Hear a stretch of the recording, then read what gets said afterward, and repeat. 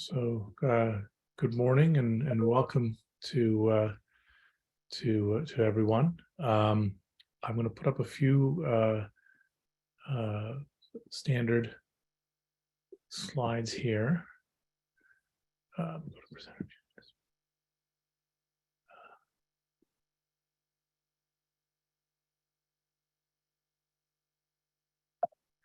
So first of all, I'm Rob Bies at the University at Buffalo.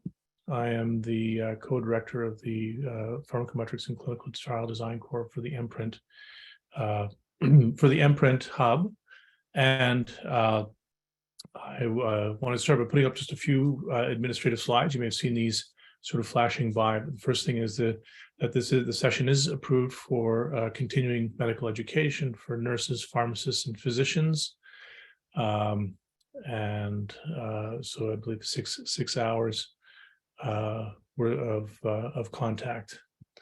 In terms of disclosures, there are no relevant financial relationships with ineligible companies, with the exception of Homa Amadsia, who disclosed being a consultant for coagulant therapeutics and hemasonics, and Sean Brummel, who disclosed research funded paid to the institution from ViiV and GSK. All relevant financial relationships listed for these individuals have been mitigated. And then I'd like to quickly review the agenda. I'm going to start with a brief welcome and introduction. And then Dr. Catriona Waitt is going to discuss PK design considerations. Dr. David Haas is going to speak to pharmacodynamics and clinical outcomes. Dr. Sean Brummel will speak about statistical considerations and challenges in this space of postpartum study design. And Dr. Sara Quinney will speak about reporting results. As each of these talks has a relatively short amount of time, 20 minutes each, we would like to hold questions until the Q&A and discussion after the four talks. At that point, you can feel free to raise your hand or unmute and pose your question. And then we'll have a lunch break, and then a roundtable discussion. Actually, 3 roundtable discussions in the afternoon. The first one related to recruitment and enrollment. Second, study design and data analysis, and third, in gaps in knowledge. And our panelists are listed on the right here, but we will revisit that this afternoon. Sorry, this thing's there. I see. So there's CME information in the chat. So if you want to make the formal request, there's the link is available there. So I'd like to take this opportunity to speak a little bit about the MPRINT Precision Therapeutics Hub Data Model Knowledge and Research Coordinating Center. So this is a P30 funded center through NICHD that is driven by Sara Quinney at IU and Lang Lee at The Ohio State University.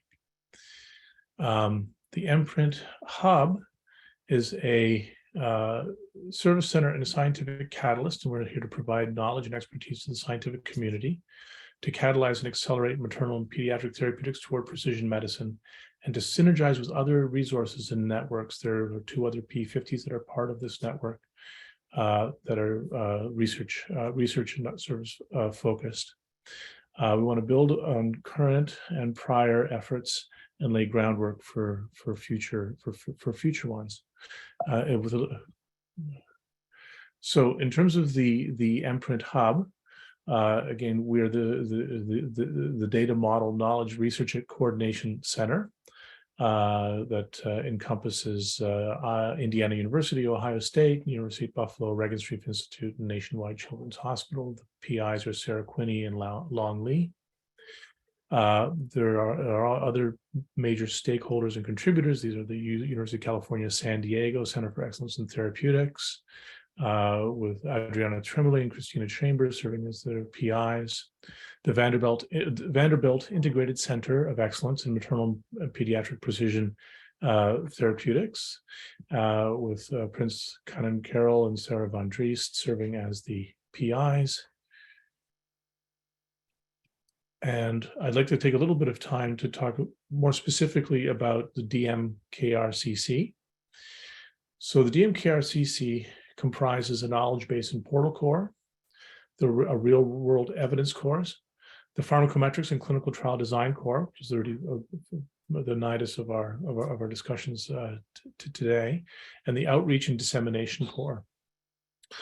Long Lee heads up the knowledge base and portal core, and they have aims that encompass developing ontology, using natural language processing to create databases and this knowledge base that feeds into this knowledge base in terms of data collection, a data dictionary, and data integration, and then an API tool for facilitating data sharing. The real world evidence core is headed by Sean Granis and Christopher Bartlett, and works on strategies for evaluating, extracting, and utilizing information from electronic health records, including biospecimens, genomic information, exosome information, and the REDCap portal. The Pharmacometrics and Clinical Trial Design core comprises expert clinical pharmacologists and pharmacometricians. It's involved in evaluating and assessing data standards, PK/PD modeling. We also develop integrative PK/PD models and apply model-informed drug design and clinical trial design strategies with these in silico techniques.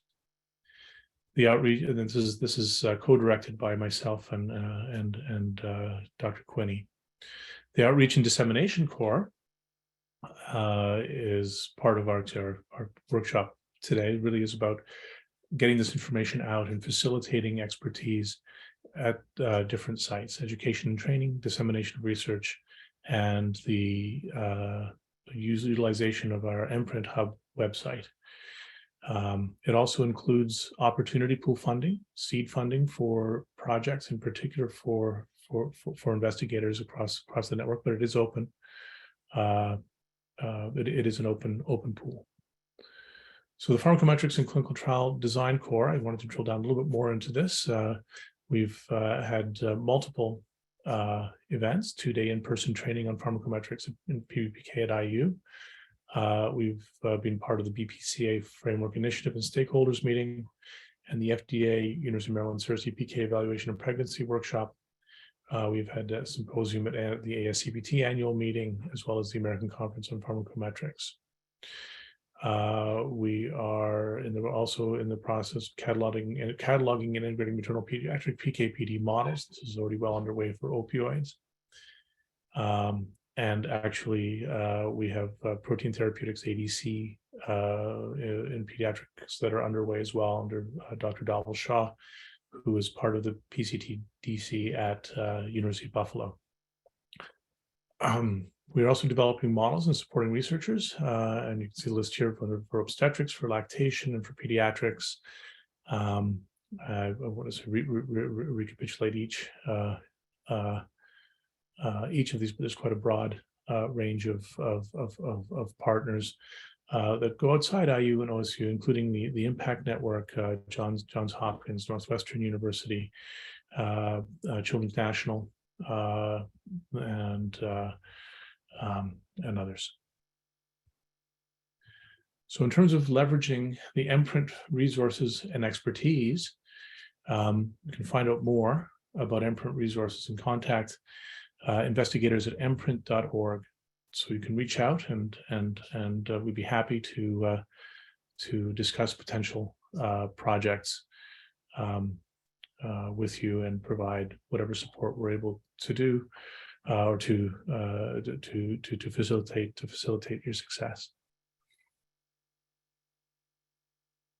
So we have some educational opportunities. Some are recurring, some are one time and upcoming. We have an annual meeting at UCSD, April 19th to 21st of this year.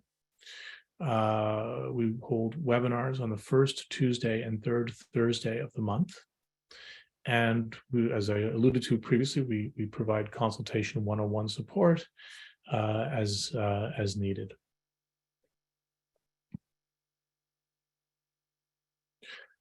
We also provide opportunity pool funding. This is through the outreach core. And we have an opportunity pool, and it's designed to support projects that address emergent needs and leverage novel technologies in maternal and pediatric therapeutics. So examples of supported activities include, but are not limited to, the expansion of existing or the development of a new MPRINT core and generation of new computational experimental tools to enhance precision therapeutics in maternal and pediatric populations. And examples of the awards include Dr. Mizuno at Cincinnati Children's Hospital, whose project is on maternal, fetal, and neonatal PBPK and pharmacogenomics, modeling of buprenorphine for precision therapeutics of neonatal opioid withdrawal syndrome. Dr. Cara Rood, who's a faculty member at the Ohio State University School of Medicine in the Department of Obstetrics and Gynecology, who is using exosomes as a pharmacodynamic endpoint to determine aspirin dosing for the prevention of preeclampsia. And this is a pilot proof of concept study. And Dr. Miranda Kiefer, a maternal fetal medicine fellow at the Ohio State University Department of Obstetrics and Gynecology, who is evaluating the frequency and dosing of long-acting nifedipine in individuals with severe preeclampsia. So with that, I guess I'll check the chat to see. I see that we have a few comments and questions. Is there any? Okay. No. We'll return to the agenda, and I'd like to take this opportunity to introduce our first speaker. Our first speaker is Dr. Catriona Waitt. She is a professor of clinical pharmacology and global health at the University of Liverpool, UK, and is undertaking her Wellcome Clinical Research Career Development Fellow at the Infectious Disease Institute, Makerere University College of Health Sciences in Kampala, Uganda. Her major interest is drug dosing and safety in populations who are complex and often neglected from clinical trials, particularly pregnant and breastfeeding mothers and their infants. Her fellowship, Milk, Maternal and Infant Lactation Pharmacokinetics, explores the transfer of a range of anti-infective drugs from mother to breastfed infant, combining clinical studies and pharmacometric approaches. She is chief investigator on the EDCTP-funded virtual consortium, which combines a dose escalation clinical trial and observational pharmacokinetic study, and both PBPK and PopPK modeling to understand the interactions between second-line ART and first-line TB treatment. Alongside her research, she is a faculty member for Pharmacometrics Africa, and all her work has a strong capacity-building aspect. With that, I will hand the presentation over to Dr. Waitt, who's going to talk about PK study design considerations. Dr. Waitt. Great, thank you very much. Rob, you'll just have to help me get this right as we did in the practice. Sure. So let me just open that. So I need to switch that over, do I? Yes, please do. Wonderful. And great. So I perfect. think that should be fine now. Greetings from Kampala, where it is evening and it is very hot. Thank you for the invitation to speak on this topic, and thank you for the introduction, Rob. My details are on the slide, and I'm really, really happy to be contacted at any point about any of these issues. And I'm also happy to engage via social media. There's nothing in this talk that's confidential in any way, and I'm very happy for things to be discussed and shared. So in this relatively short talk, I'm going to touch on why it's ethically so important that we study drugs in postpartum mothers. Now, I think most of us, by very virtue of the fact we've dialed in today, we know it's ethically essential, but I'm going to just set the ground for conversations that take place through the day. Then I'm going to zoom in on some aspects of study design, particularly emphasizing the study time points and why it's so key that we get those right. And then I'll explain why different pharmacometric techniques can be useful in both designing, undertaking, and analyzing studies to the very highest quality. So the first thing to say is that it is ethically essential that we study drug dosing and safety in those populations who are going to receive the drugs. That, to me, sounds like a very obvious statement. And yet, for around 20 years, regulators such as the FDA have said that pregnancy and lactation studies should be done around the time of licensing in any drug that's anticipated to be used in women of childbearing age. And yet that is very, very rarely the case. And not only that, it is essential that we do the studies well. In the photograph is one of our dolphin study participants, and she came to us with untreated HIV in the 3rd trimester of pregnancy and enrolled in the dolphin trial. And here she is about a year later with her HIV uninfected baby. And she was so happy about the experience of being in a trial. She wanted us to do some filming in the community, but not everybody has that opportunity for such a positive experience. Now, I think sometimes the language that we use to describe pregnant and breastfeeding women is wrong. We use terms like special or vulnerable, but I would think that these are actually an excuse because around half of the world is female, and most or many females go through at least one pregnancy and time of breastfeeding. And it's estimated that about half of those require some form of medication. So I think better language might be complex and understudied, but I think when we say special and vulnerable, it kind of gives us the excuse, oh, we can't do that. It's too difficult. It's too sensitive. And that needs to change. Of course, we're seeing an older, more multi-morbid maternal population with pre-existing conditions, but of course, new conditions can pop up at any time along the way. Now, this is a systematic review of pharmacokinetic studies that have been done in pregnancy. I wanted to produce a similar graph for studies done in breastfeeding, and I actually couldn't because there were so many ones and zeros. We've recently reviewed drugs for TB, malaria, and neglected tropical diseases, and out of 69 WHO recommended drugs, there's only 12 that have any lactation PK data, and most of it's not very good. In pregnancy, it's not an awful lot better. And although this review is several years old, it's still pretty accurate. And what you don't see on this slide is that these are the studies that have been done, but in many cases, the quality is pretty poor. The study design has often not been good in selection of time points, and there are occasions where the conclusions cannot be supported by the data. So as well as being greater in number, the HIV studies actually tend to be far better in quality as well. There's been quite a lot more work done in pregnancy and lactation in that field. But even there, all of the studies are post-licensing, often many years later. Some of you might be familiar with this analysis by Angela Kolbers at Radboud, which showed that in pregnancy, there's a median knowledge gap of 6 years from drug licensing to the availability of meaningful pregnancy pharmacokinetic data. So all of that time, the drug might be used, including pregnant populations, and drugs such as elvitegravir, we've subsequently discovered when boosted with cobicistat, really should not be recommended. Now, behind every picture, there are 1,000 stories, I'm sure, and I could talk more about dolutegravir. We wrote the Dolphin 1 protocol in 2012 prior to drug licensing, and yet we faced numerous regulatory barriers with trial insurance and so forth, that meant that we actually took 5 years before we could actually do and publish the paper. And I'm sure there are many other situations like that. But for breastfeeding, it's even worse. And I want to just give one example. Rifampicin, I think many of us are familiar with. It's a component of first-line TB treatment, and most TB treatment occurs in parts of the world where breastfeeding is the only affordable, feasible, acceptable, sustainable, or safe option. It was licensed in 1971. So you would think that by now there's quite good pharmacokinetic data for its use in lactation. Well, there is a single oral dose study from 1969. That paper doesn't really give much detail about the participants or the study or how it was done. And in the published literature, there are currently no concentrations from breastfed infants ever. Now, LactMed is a wonderful resource that synthesizes all existing data, and I use it all the time as a clinician. But here it's taken that very, very scanty evidence on rifampicin and recommended that the low levels in breast milk are unlikely to harm the breastfed infant, and therefore we recommend this drug could be used in breastfeeding women.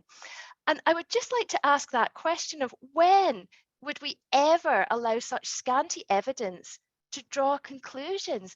It's such a neglected and understudied population, and we need to do more, but that is why we're all here today. So how do we go about doing the studies well? Well, to my mind, it starts in the communities. We need to know what our populations are taking, and that's not just prescribed medication, but also over-the-counter medication, herbal supplements, potentially drugs of abuse in some situations. But what are the questions? What are the concerns? And as we engage with industry partners and regulatory bodies, what drugs are coming? What are the emerging questions? And when we've got that information, it's relatively straightforward to design a clinical trial or a pharmacokinetic study. It's absolutely essential that we get the right samples from the right participants at the right time points, and I'll come back to that in quite a bit more detail. We also need to process the samples and have good protocols for bioanalysis. And I know for many of you on the call, that sounds really, really obvious. But in settings such as Uganda, we've had to do quite a lot of work to sort of develop these side of things. And then, of course, there's the pharmacometrics. And it doesn't stop there. It is also essential that we go back into our communities with clear, concise, understandable information, continue that dialogue. And so this loop continues. And I think that's probably the life's work of many of us on the call today. But why is study design so critical? Well, let me illustrate this with some of my breast milk data. This is for a drug called lamivudine, an antiretroviral, and it's a fairly typical concentration time curve. On the x-axis is the time after dose, and on the y-axis, the lamivudine concentrations. The blood is in red, the breast milk is in blue. And this is quite typical in what you see, particularly in short half-life drugs, that the breast milk lags behind, but then kind of hangs around for longer. Now, many investigators have said, well, it's quite burdensome for a breastfeeding mother and her baby to come up to clinic for a lot of sampling. So how about this? She takes the drug at home in the morning and records the dose, and then comes into clinic and we'll get some paired samples. That sounds great. But if you look at this, you'll see that at that time point for this drug, you would conclude that the milk to plasma ratio is considerably less than 1. The drug doesn't really get into breast milk and it doesn't really matter. And there have actually been studies published that have done exactly that. But you see, it falls down because if you saw the same woman at lunchtime, you could then conclude that there was equilibration between the two compartments. But if you saw her in the afternoon, or maybe if she took her drug the night before, you can see that the milk to plasma ratio now is more than 2.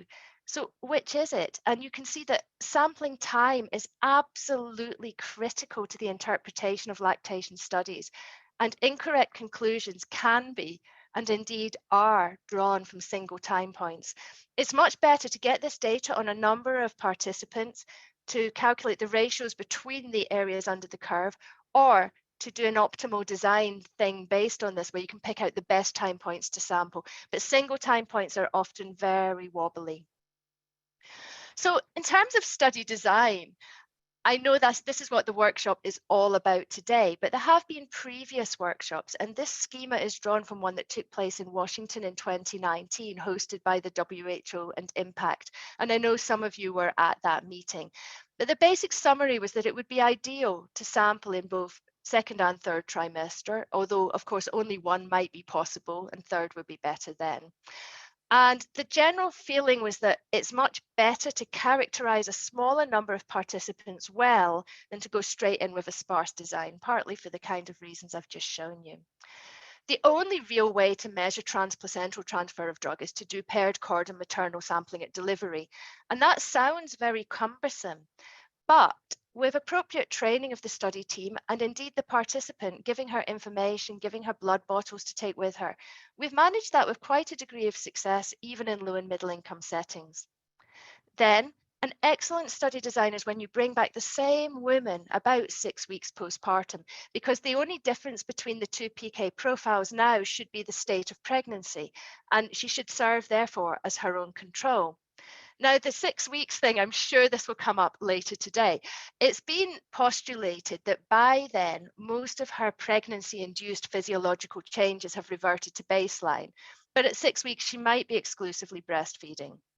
You can see that this is a study design that's ideal for a long-term drug, maybe an antiretroviral or an antidepressant. It's not so good for something used short-term like anti-malarial or antibacterial, and there you might need to give a cross-sectional design, but we can talk about that a bit later. Postpartum, of course, we don't just take her blood, we take her breast milk and the infant blood. And again, for the reasons I've just explained, it's better to get more detail from a smaller number of participants. Now, it's really unlikely you're going to be doing postpartum pharmacokinetics when there hasn't been pharmacokinetics done in non-pregnant adults. So we can estimate what we expect to see. But I would urge you that if you're not the one doing the analysis, please involve the person that is at the study design stage, because it's extremely frustrating to be handed a data set and to look at it and just think, oh, what a missed opportunity. Just one or two more time points might have made all the difference. Like I keep saying, it's ethically essential we do the work, but it's equally essential that we do it well. We owe it to our participants to maximize the data coming from their samples. So then how can pharmacometrics help? And again, I'm aware that many on this call are very familiar with this, but not all of us are. We come from a range of backgrounds, which will really enhance the discussion later. So this is a bit of an overview. So what often happens in real life, at least in my experience, is that people use a non-compartmental analysis first of all. Now, I'll explain that a bit more in a moment, but it's a very quick and simple approach that's useful for comparing differences between groups. So for example, in a clinical trial, it could compare between two different regimens. In postpartum, you could compare between pregnant and postpartum women. It gives you a very sort of simple numerical answer that can be compared statistically with others. And it's often used in the primary publications of many trials. But it has some limitations. Population pharmacokinetics is more nuanced, and it helps us to really understand the reasons for variability between individuals and to start to really understand what's happening. And it's semi-mechanistic. We start to really ask questions about what is going on, but it does require a lot more technical skill and time. So often what happens is long after the primary publication, there'll be a secondary analysis or a secondary endpoint and some modeling data will come out. And then physiologically based pharmacokinetics is something that really hasn't been used much yet in postpartum PK. To those who are not familiar with it, it's kind of an opposite approach. We start at the bottom and we look at everything that's known about physiology and what's known about the drug's physical chemical properties, and we predict what we expect to see. So it can be really useful in study design, but also in understanding mechanisms and understanding how things transfer between different compartments. It's rarely used in postpartum PK, but if you plot the number of FDA submissions that have had a PBPK component, it's going up quite dramatically in recent years. So sometimes people think about it as being a linear process. So you do the PBPK, you design your clinical trial, then you do the population pharmacokinetics, and then you're done. But I would like to argue that if we're really going to wrestle with the data and really understand it and interpret it, then we need to have a continual feedback between the components. A non-compartmental analysis is often basically your starting place. You can visualize the data, you can start to interrogate it. The PBPK can design the clinical trial and we can go on and do the population PK, but it doesn't stop there. We should really go back and look at the models we've developed. We can look at our initial assumptions and see if we can do any validating and refining of what's happening. And that's where having a diverse research team can be quite key, because of course clinical situations are rarely black and white, and there's often complexity. There's often things that someone else will see and they'll say, ah, yes, that's because, and you suddenly see things differently. I think having lots of discussion, deliberation, and debate at this stage in data analysis can be very, very fruitful. And so the process goes back and forth. And I think the final step that I think Sara is going to speak about more is that we need to have transparency in data sharing too. We should have, once we've finished our primary analysis, make it available for other investigators to build on that foundation. And in doing so, I believe we'll really move towards a mechanistic understanding to inform clinical recommendations in future trials. So very quickly as I conclude, I mentioned 3 potential approaches. So non-compartmental analysis in its simplest form is it can estimate individual patient drug concentration time profiles and also the medians across groups. So from the slide I showed you earlier, you can look at, say, 3 individuals, and you can start to see, if you look at the plasma in red and the breast milk in blue, that there's quite a lot of variability between them, but you can't really understand why. And is it because of their weight? Is it because of their illness? Is it because of intercurrent medication? We don't really know. So we can say what's there, but we can't really interpret it. It is technically fast and simple. You could probably do a good NCA in an afternoon, and it's often used as either preliminary or primary analysis, but it does require quite intensive sampling, and I've already mentioned some of the other limitations. PBPK, interestingly, is something that has rarely been used in lactation, but I know the MPRINT investigators want to change that. One of the best examples I know of comes from my colleague Adenio Lagunju. So what he has done is he started by building an adult PBPK model. Now, if you're not familiar with this schema, it's fairly standard. It shows the different compartments of the body, each of which can be described by mathematical equations. Then, in order to look at lactation, you make sure that all of the adults are now female, and you bring in a mammary gland component. And from there, and I'm making it sound simpler than it is, you simulate for breastfeeding and bring in an infant submodel structure. And using this, he was able to predict with 90% confidence, or predict more than 90% of his observed data points. He did some work in Nigerian lactating mother-infant pairs. Population pharmacokinetics is perhaps better understood to the group. I find as a clinician, it sort of is more intuitive. And I think one of the best examples there is the Dolphin 1 study, not just because I was involved in it, although that was, for me, it was a really interesting process. The thing that was strong about this study is that we had pregnancy and postpartum intensive pharmacokinetic profiles. We had cord and maternal blood, we had infant blood and breast milk, and we also had to stop the dolutegravir at a certain time point because it was not widely used in those days. So we were able to measure terminal washout from all the compartments. And using this model schema, we were able to predict how the drug was eliminated from the infant, how the interplay of quite a high exposure across the placenta with a cord to maternal blood ratio of 1.2 kind of gave the infant a load before it was born. And then the immature UGT1A1 that the infant had meant that the clearance of the drug was quite substantially prolonged in the infant. So as I wrap up, I know I've touched on quite a lot of things quite rapidly, but we've got a full day of discussion ahead of us. I hope if you weren't already convinced, you are now persuaded that perinatal pharmacology is essential, but there are huge gaps in the data. I mean, actually, I think that's quite a polite British understatement. There are situations where it is totally unacceptable, and that has to change. But as well as doing the studies, we have to do them well. So study design is critical, and pharmacometrics is absolutely key. I'm going to hand back to the chairs now. I know that we're going to have a discussion panel after we've all spoken, but please do also reach out to me if you want to individually. Thank you very much, Rob. Thank you, Catriona, for that terrific presentation and call to action. So with that, I'd like to go ahead and introduce our second speaker in the morning, Dr. David Haas, and he's going to be speaking about pharmacodynamic considerations.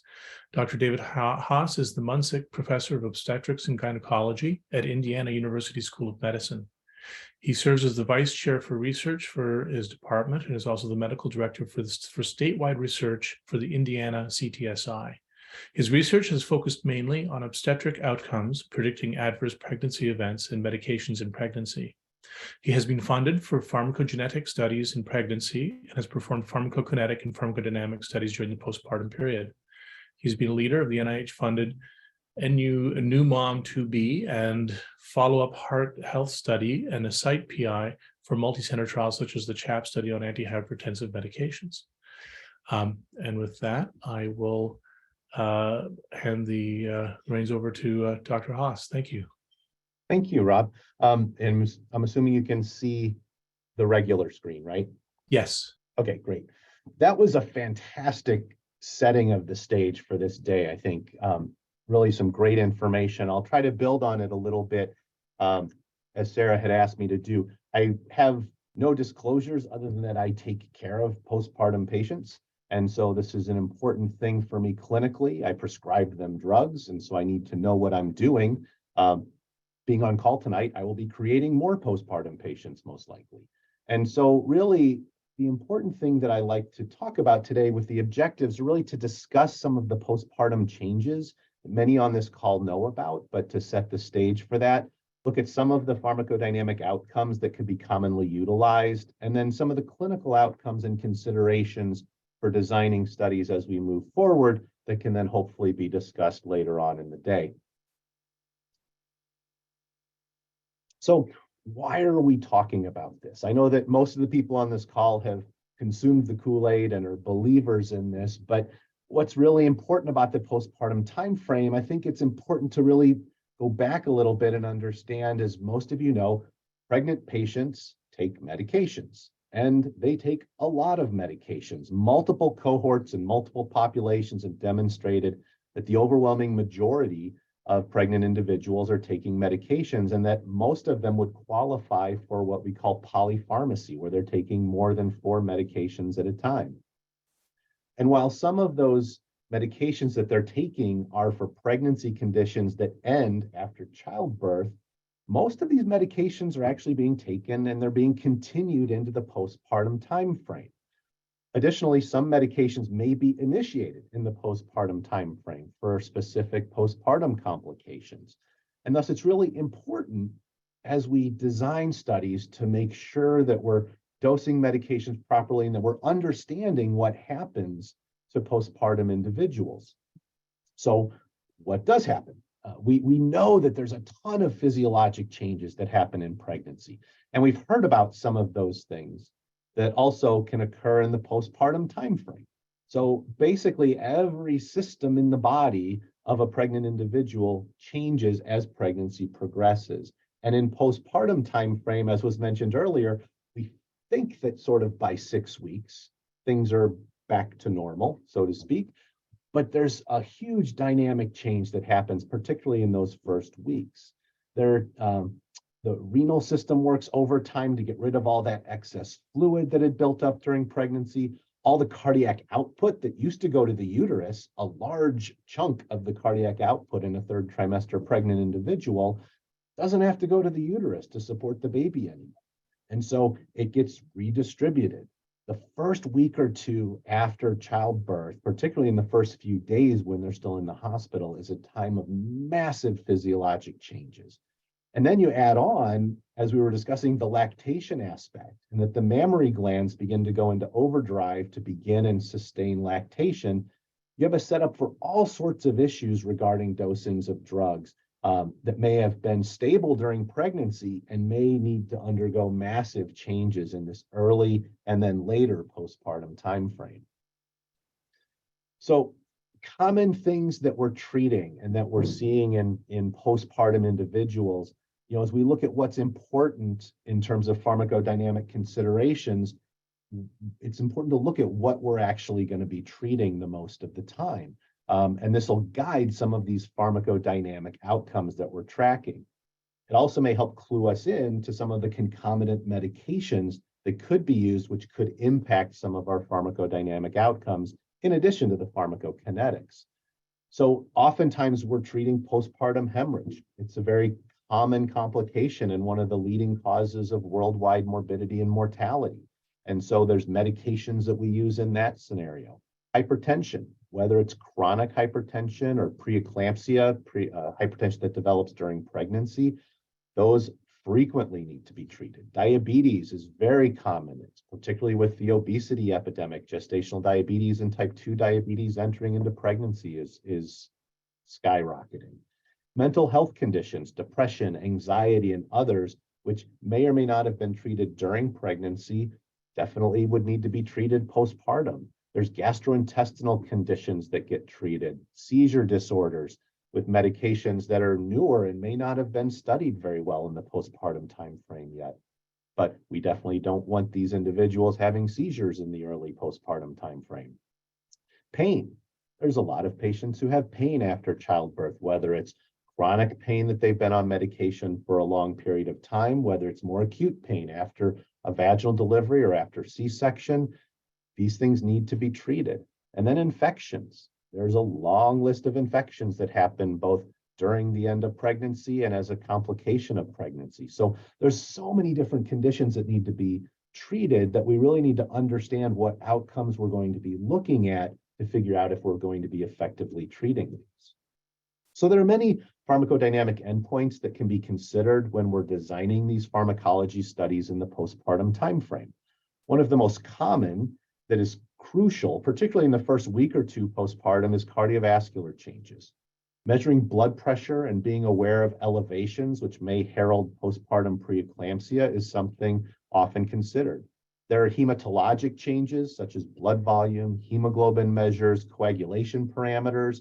These can all be measured and are often measured routinely clinically, so they're easy to capture during some of these studies. Changes in renal characteristics, typically measured by urine output, can be considered. Infections and other complications in the postpartum timeframe could be tracked. Other practical outcomes that to be considered really include things like just the number of pills taken of various drugs. This is particularly important in studies that are looking at pain control in the postpartum timeframe. Additionally, behavioral characteristics are often tracked routinely. Many units on the postpartum floors will administer an Edinburgh perinatal depression score routinely before discharge. These are some pharmacodynamic mental health characteristics that can be tracked as outcomes. We know that postpartum blues is very common, but postpartum depression can also impact 1 in 7 women, and this can have devastating consequences and is something we should keep an eye on. Other considerations that need to be taken into account and measured are how far they are out from delivery. As mentioned before, you'd expect some differences in several physiologic characteristics that you may be measuring that'll be different if they're 2 days postpartum compared to 2 weeks or 2 months postpartum. Additionally, some of your measured outcomes may be complicated by breastfeeding. For instance, if you're doing a study measuring sleep characteristics as your main outcome, it's going to be really difficult to have that outcome measured very well if a patient's breastfeeding every 2 hours in the first few weeks after pregnancy ends. So these things can also impact a lot of other outcomes. And there's all sorts of ripple effects that we see in the postpartum timeframe where a lot of these outcomes that could be pharmacodynamic and then spilling into clinical outcomes can be interrelated. So speaking of clinical outcomes, these are the ones that will most often be reported, I think. But when you're talking about it, you have to start with the main crises, I believe, that we have worldwide, particularly here in the US. But severe maternal morbidity and mortality is something that, from a clinical perspective, as you're designing studies where you're using drugs to treat different conditions, either in pregnancy, chronic, or postpartum, I think this is something that we have to keep an eye on and potentially, hopefully, is going to be very rare, but should be related in these study designs. These include 21 different indicators ranging from the need for hysterectomy, blood transfusion, embolic disease, sepsis, eclampsia, respiratory distress, myocardial infarction, and others that all coalesce into this composite. And while it is uncommon, as I said, for these things to occur within the context of one of our studies, I think it's important to consider at least trying to tabulate or collect these outcomes, particularly when you're looking at things like cardiovascular drug studies for hypertension. And these things can be characterized in case report forms. So as you're designing the studies, other things that are commonly going to be utilized for clinical outcomes are listed here. Obviously, the particular outcomes may be slightly different depending on the drug or the condition that's being studied, but vital signs, different changes in the condition measures, whether it's asthma and peak flow volumes or need for medications, mental health indices. Patient satisfaction is something that I think we leave out a lot of times. And I think it's interesting when you're doing a drug study and we're doing particularly a pharmacokinetic study, that could potentially impact satisfaction if we're poking them 8 or 9 times in a period of a dosing interval. But I think satisfaction with care and how that impacts their overall other outcomes can be an important covariate to look at. Lactation, as was pointed out before, there is so little lactation information on a lot of drugs. that we're making decisions about. And I think that the lactation outcomes, what is the volume of breast milk being produced? That's easy to get if a patient is pumping, but if they're breastfeeding with putting baby to the chest, that's a whole nother issue. How do you quantify those things? You could also quantify the nutritional content of the breast milk. So there's a lot of different things that you could look at in a lactating individual. Then you've got a baby, right? You've got baby outcomes that could be impacted by some of these medications, particularly if there's transfer into the breast milk. There's medical conditions that happen with newborns, like respiratory distress syndrome, infections, apnea episodes, which are going to be very important if you're looking at opioids or other pain medication, bradycardia, glucose measurements, a lot of things that are going to be looked at by the pediatricians that we should also capture in the maternal drug studies as well. Growth and feeding parameters, and then also behavioral outcomes, particularly if you're looking longer term outcomes or at these patients later and what the implications of taking these drugs in the immediate postpartum timeframe may have been. A brief note just on a few other things that many people, including myself oftentimes, don't think about when we're looking at postpartum studies. One is the potential impact of contraceptives. So as obstetricians, we're pretty zealous about discussing birth spacing and plans patients may have for future children. We've gotten to the point where we're inserting etonorgestrel implants, or Nexplanon is the brand name of that, progestin-containing IUDs, or initiation of oral contraceptives in the early postpartum timeframe. And this could confound some outcomes, such as bleeding outcomes, for instance. So that should always be a part of case report forms, and often postpartum participants may not list them. If you're just having your study coordinator go and say, what other medications are you taking? The fact that they had a Nexplanon placed yesterday may not be the first thing that comes to their mind. Or if they had an immediate post-placental levonorgestrel IUD placed, that may not be the first thing they think about, but that absolutely could have some kind of an impact. The environment that a patient gets discharged into also has a huge impact on some incomes, particularly some of the behavioral outcomes. For instance, if they're going back to a situation at home where they begin smoking again because everybody in their environment smokes, or they don't have access to healthy foods, or they have lead pipes for some reason, other things could potentially impact not only their behaviors, but also some of their physiologic and health recovery outcomes. So these are things we need to keep in mind as we're looking at collecting data in the postpartum timeframe. Their social and other support should also be considered as well. Then there's the issue of complete data.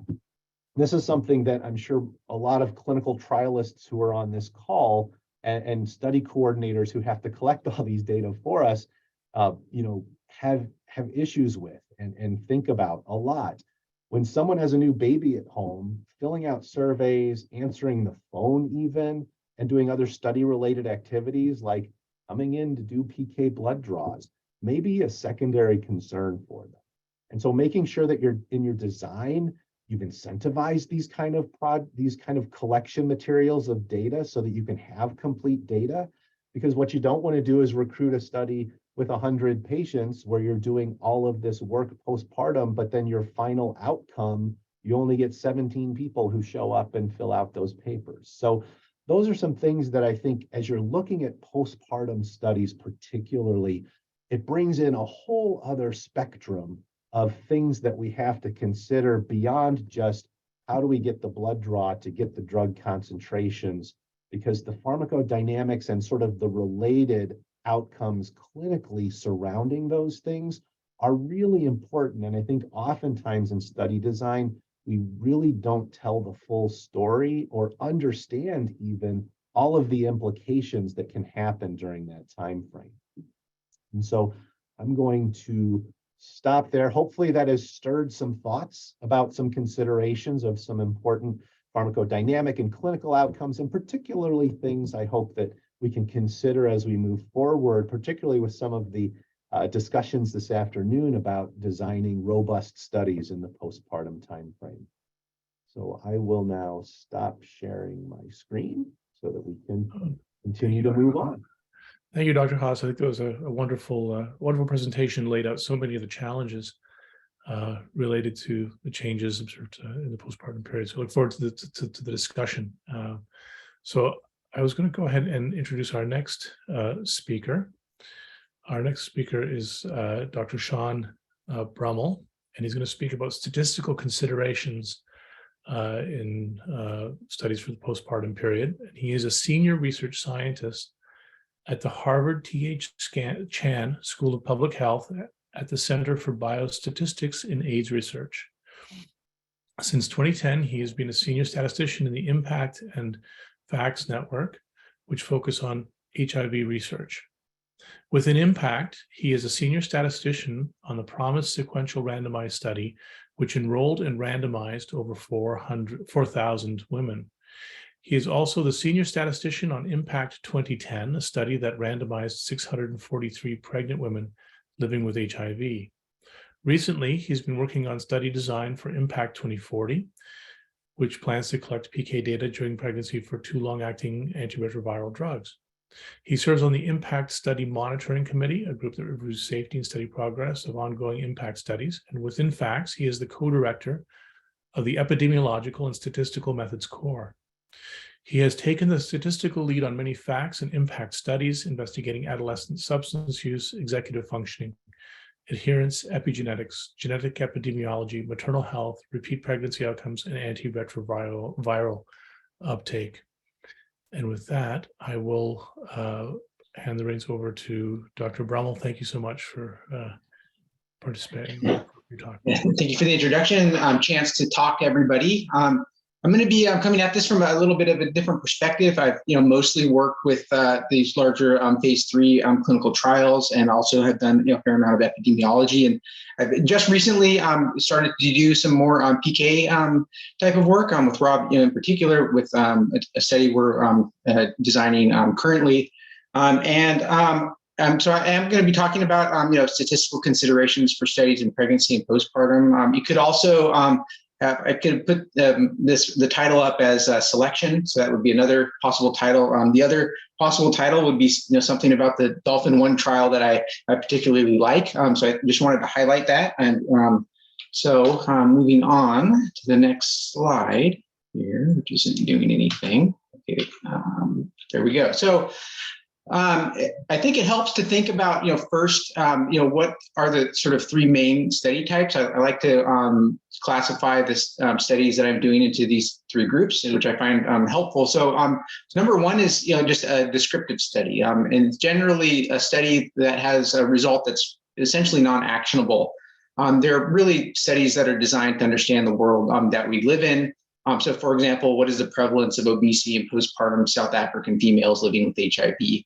Or we could think of our studies as prediction or risk stratification studies. So we want to find a feature that predicts a higher likelihood of an event, so which we may or may not intervene on that feature. So for example, does pregnancy alter drug exposure? So to me, this is more of a prediction or risk stratification kind of question. And the third one is public health or individual level interventions, which of course we're also interested in. So we want to choose the best intervention among a class of interventions that we're considering. So for example, for efficacy, we might ask the question, does a dolutegravir-based regimen suppress HIV-1 viral load faster than an efavirenz-based regimen? And the thing too about all 3 of these is they're all leading to questions, and the questions help us with understanding what we're trying to get out of the study. Those last 3 groups do help with understanding the type of study design and also what we'll be doing in terms of analysis. But it's a little more than that.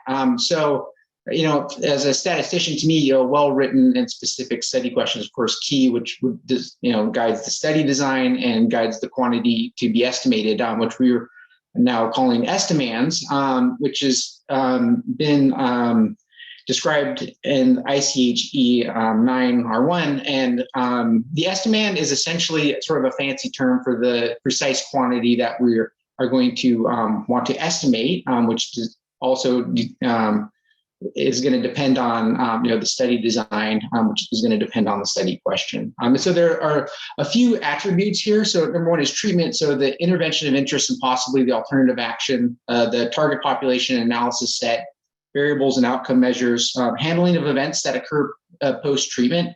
They're called intercurrent events in ICH. And handling of missing data, the population summary measure that you're targeting, and then also the analysis approach that you're going to use. So I am going to only talk about 3 of these. So treatment, target population, and variables and outcome measures. So of course, selecting the study population is a key consideration. And it's described in the inclusion exclusion criteria of your protocol. Usually, if you're if you have a well-written protocol, but there are also other things that are hard to measure.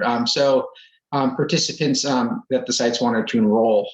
It's also hard to measure the participants who want to participate in your study. And so in the end, you may have a study that's not externally valid. That is, the results may not generalize to the population that you're interested in studying. And really, it's sort of clear that you do need to understand biases that arise using any selected group, including the study that you're doing.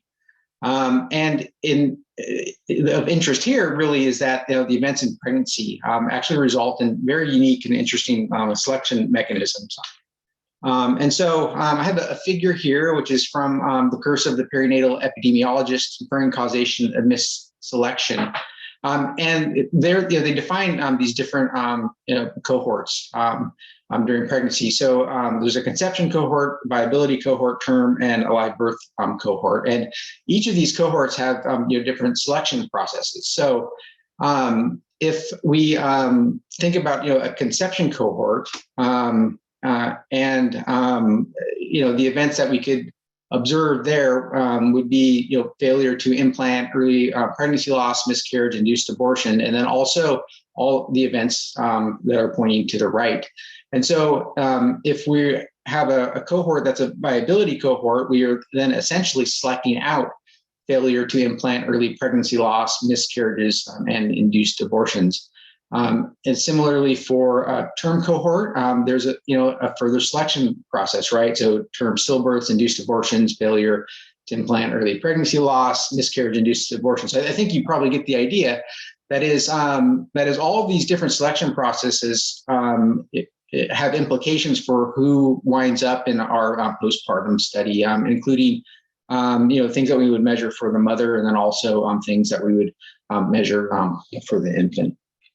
The studies that I've been involved in, though, it's not quite that clear cut. That is, we might enroll across a range of gestational ages. So the results for the studies that I've been involved in, at least, have been a mixture of these different cohorts. So a different mixture of different types of outcomes. And I want to just give an example for how selection really does matter. There's a very great example. It's called the low birth weight paradox, and the paradox goes like this. So low birth weight babies have an increased probability of mortality, which I'm sure we all know. Smoking during pregnancy increases the risk of delivering a low birth weight baby. However, there have been many studies that have shown that infants born with low birth weight have reduced mortality if their mother smoked, which of course doesn't make sense and it is a paradox. And really, this is due to selecting on an event, low birth weight, that occurred after the exposure of interest.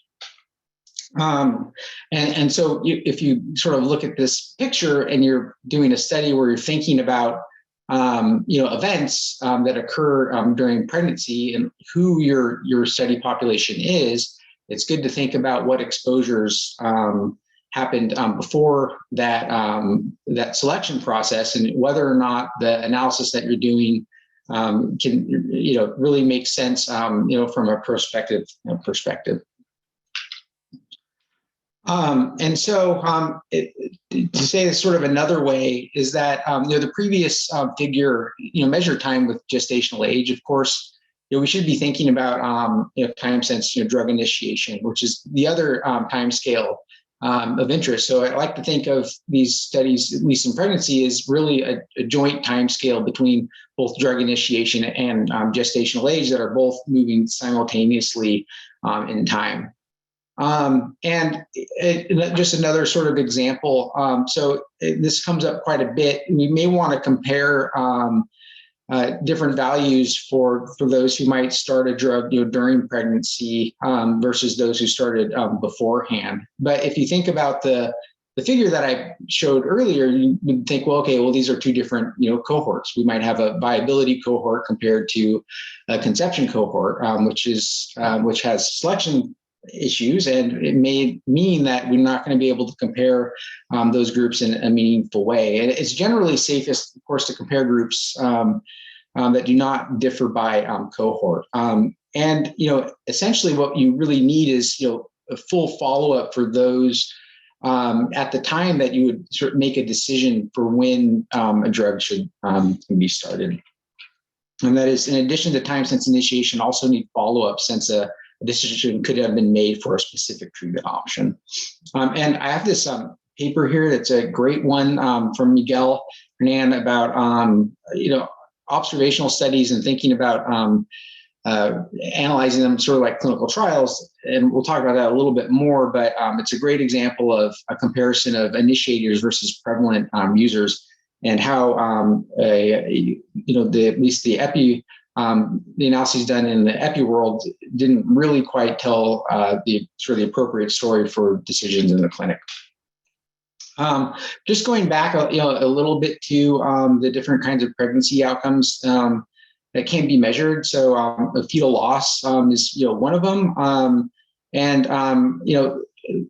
spontaneous abortion, of course, less than 20-week gestation. Stillbirth is an interesting one in that it has two different definitions. So one by the CDC and one by WHO, which actually reflects differences in viability. Preterm birth, from a statistical perspective, it's interesting because we often think of things that we're waiting for in terms of events as a time to event analysis, but it's a little bit different here because the event is delivery, and when the event happens is what determines whether or not an infant is called preterm or not. Low birth weight, easy to ascertain, but is a mixture of both prematurity and fetal growth. And small for gestational age is really a more informative outcome if gestational age is already known, and is similar to fetal growth restriction. The other outcome that we may be interested in is neonatal mortality, that is death within 28 days of life. I've had both of my Promise Impact 2010 studies. One of the arms had actually quite higher rates of neonatal mortality. And congenital anomalies is another thing, but needs very, very large sample sizes and really a conception cohort. As I say, of course, most of the the pregnancy and burial outcome measures require measurement of gestational age, and it's important to attempt to get ultrasounds for every pregnant participant. It is possible to do that even in the international setting. We were successful, at least in Impact 2010, to get ultrasounds on everybody, and you need multiple ones if fetal growth is of interest. And this is really because the rates of the pregnancy outcomes are affected by gestational age, which defines how we understand the selection properties from pregnancy into postpartum.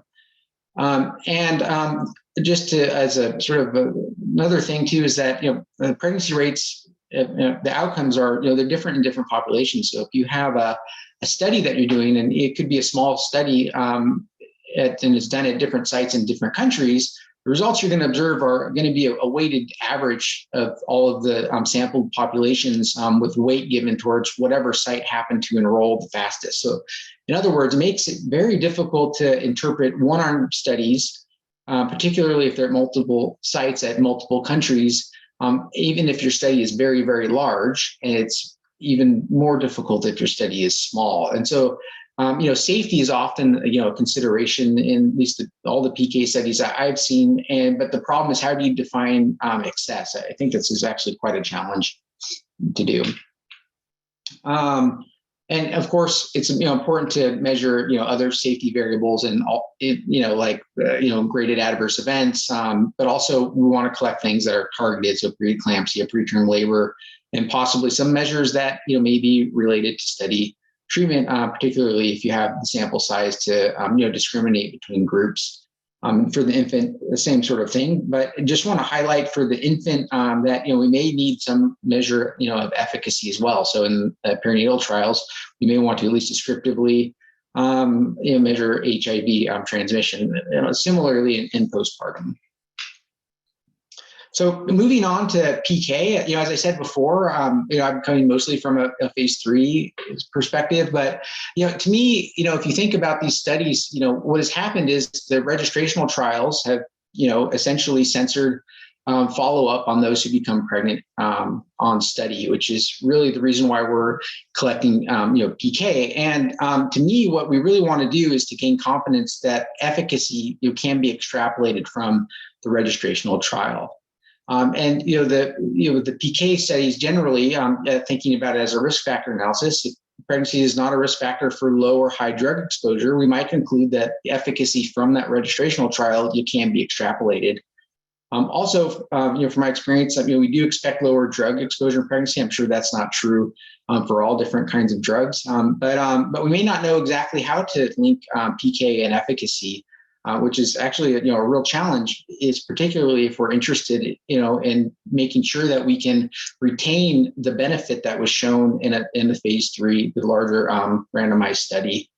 And we can include some measures of efficacy, but the small sample size in PK studies really do limit conclusions. So with no events, for example, so I'm thinking of viral breakthrough in a PK study, and a sample size of 25, the 95% confidence interval would go from 0 to 12%. And 12% on viral breakthrough would be absolutely unacceptable for any drug, particularly for a drug that was taken during pregnancy. So there's not a lot of information even within an arm for very small sample size. And again, so we're looking for indirect evidence that efficacy will be retained, but I think it's really difficult to extrapolate from single arm studies. So for example, let's just assume drug A is superior to drug B. That's what was not only determined in the registrational trial, but also thinking about that is just let's just take that as a fact. And also let's take the fact that the PK levels AUC for drug A is lower in pregnancy. So the question then is superiority really in question? That is, are the results that we're seeing in the registrational trial, do those not apply to pregnant persons? But you have to ask the question, well, what about PK and drug B, right? The PK could have also been lower there. Or even higher. So and in addition, PK not being really not necessarily knowing the direct relationship between efficacy and PK doesn't really allow us to necessarily, draw a very strong, conclusion. And this kind of goes to my comment earlier about the Dolphin 1 study, which this was something that I really liked that they did, was they included it was a randomized study, a PK study, where they collected PK on those on the dolutegravir arm, but they had a randomized efavirenz control group. So it allows a conclusion like the following. So despite low plasma dolutegravir exposures in the 3rd trimester, HIV-1 suppression less than 50 copies, it was twice as fast with dolutegravir compared to efavirenz. So they found dolutegravir was a risk factor for a change in exposure, but still dolutegravir it had faster suppression than efavirenz. And also this is what we found in IMPACT 2010, that dolutegravir suppressed viral load not only quicker, but also there were more that were suppressed at delivery.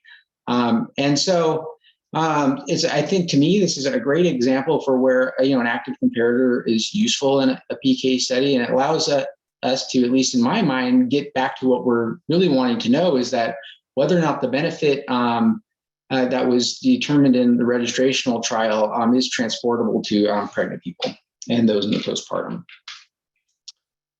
But nevertheless, we still might want to compare the PK levels to historical controls. And of course, in the absence of randomization, comparisons can be biased. Ideally, pregnancy and postpartum status would be the only feature that differs between the groups. We can do statistical adjustments, but unmeasured confounding still might be present. I give a reference here for a list of variables that should be adjusted for. But as I said earlier, the selection process needs to be considered. So we can't really just stop at statistical adjustment. We need to think about how we ascertain the reference group. It's helpful often to consider what the randomized trial would have been, thinking about the inclusion-exclusion criteria. If the trial had been done, that is definitely going to help with, selection.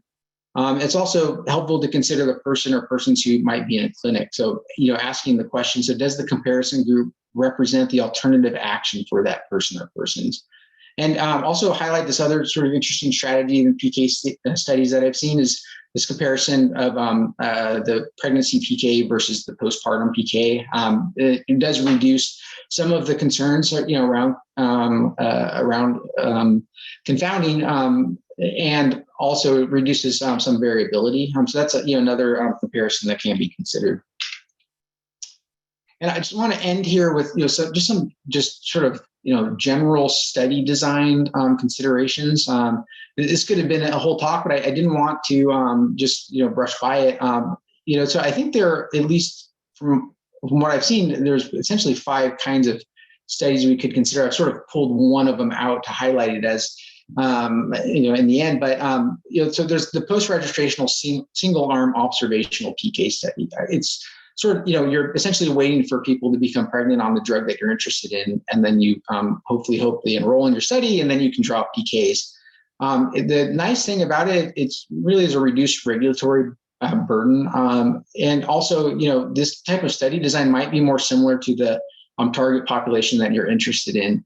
You may be able to get earlier pregnancy exposures relative to the next type of study I'm going to talk about. It's not proactive. It can take many years to wait for enrollments. So depending on the drug of interest.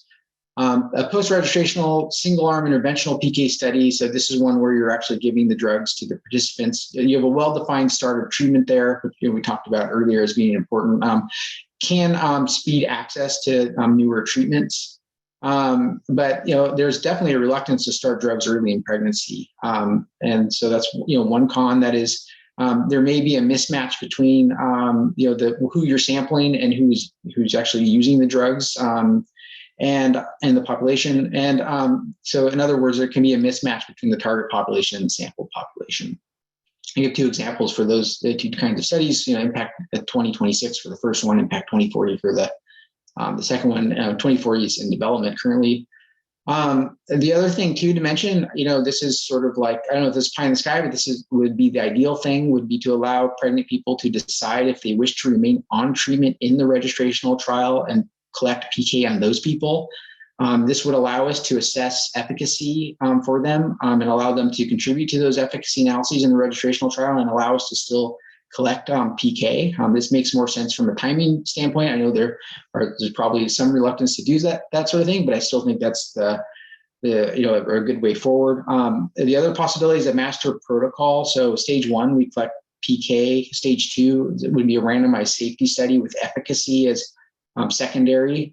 And there's the Dolphin 1 study, which I mentioned earlier, which I do like. It was a randomized study with PK on the treatment of interest, and also collect some information on pregnancy. And I provided some of the references here as well, if you want to go back to some of those. But so a summary, just to say, the study question is the most important when deciding on the study design and the estimand.